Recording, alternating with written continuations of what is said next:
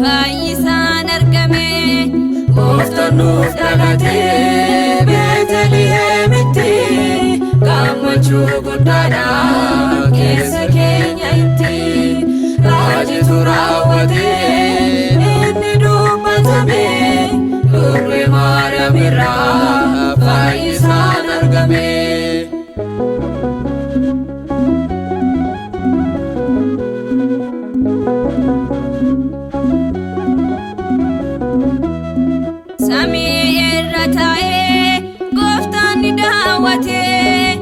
Kan akka dubree eenyumaa argatee bultoo ilma isaaf ishee kan filatee Noheen kabachiisuuf ofiisaa salphatee Gooftanuuf dhalatee Beetelihemitti gammachuu guddaadha keessa keenya itti raajitu raawwatee inni dubbatame durbii Maariyamirraa fayyisaan argame.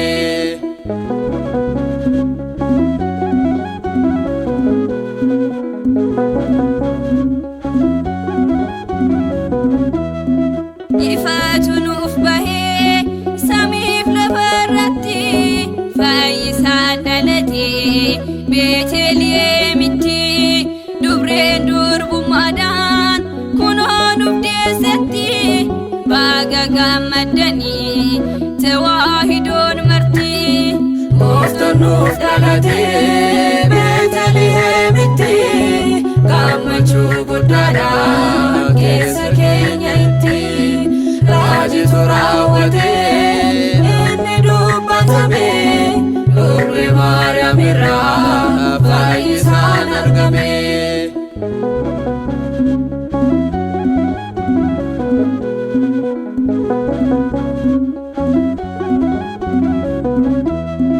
Garbummaa balleessee seetana qaanessee nama taa'e kunoo araara kan labsee samiirra gad bu'ee dubreerra dhalatee sanyiin Addaam hunduu fayyina argatee.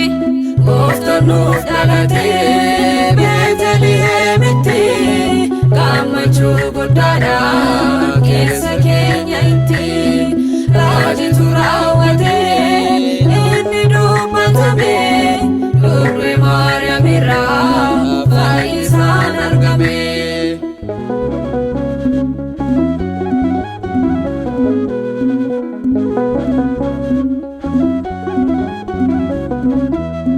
Dhaloonni hundinuu eenyutu kana hubatee jaalala namootaaf akka gadi buutee abbaa aangoo hundaa akka ati taatee eenyutu madaalee eenyutu hubatee.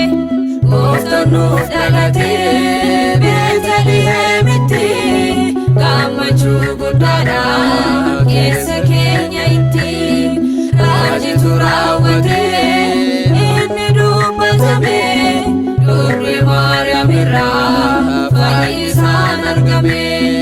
Gooftanuuf dhalatee Beetelihemitti gammachuu guddaadha keessa keenya itti raajitu raawwatee inni dubbatame durbii Maariyamirraa fayyisaan argame. argame.